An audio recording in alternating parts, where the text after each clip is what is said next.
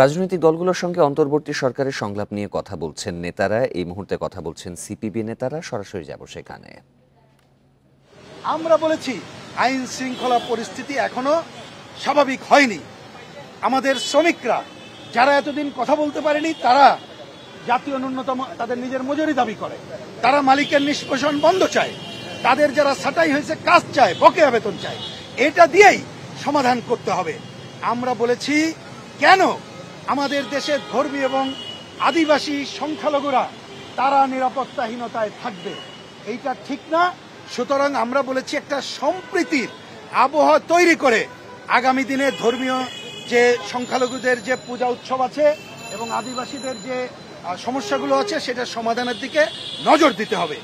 এর বাইরে আমরা বলেছি আজকে যে সংস্কারের কথা বলা হচ্ছে, আমরা পরিষ্কার করে বলেছি এই সরকারের সব সংস্কার করার দায়িত্ব এই সরকারের না।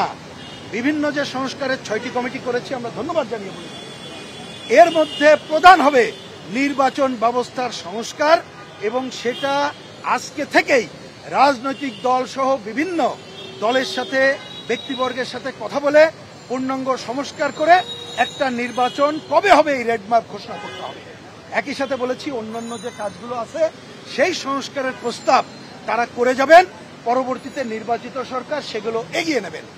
এর বাইরে আমরা তাদেরকে দৃষ্টি আকর্ষণ করেছি এই সরকারের এমন কোনো কাজ করা উচিত হবে না যা মানুষের কাছে প্রশ্নবিদ্ধ তাকে করবে। তাকে প্রশ্নবিদ্ধ করা মানে হচ্ছে এই যে হাজারো শহীদের রক্তের মধ্য দিয়ে যে গণঅভ্যুত্থান আমরা সংগঠিত করেছি, এই যে হাজার হাজার মানুষ আহত, তার এখনো কান্না বুকে চেপে আছে, কিন্তু সে গণঅভ্যুত্থানকে আফোল্ড করে, সেই গণঅভ্যুত্থান প্রশ্নবিদ্ধ হবে। এই জন্য অনেক কাজ করা যাবে না। তার মধ্যে আমরা দৃষ্টি আকর্ষণ করেছি মুক্তিযুদ্ধকে বিতর্কিত করা যাবে না।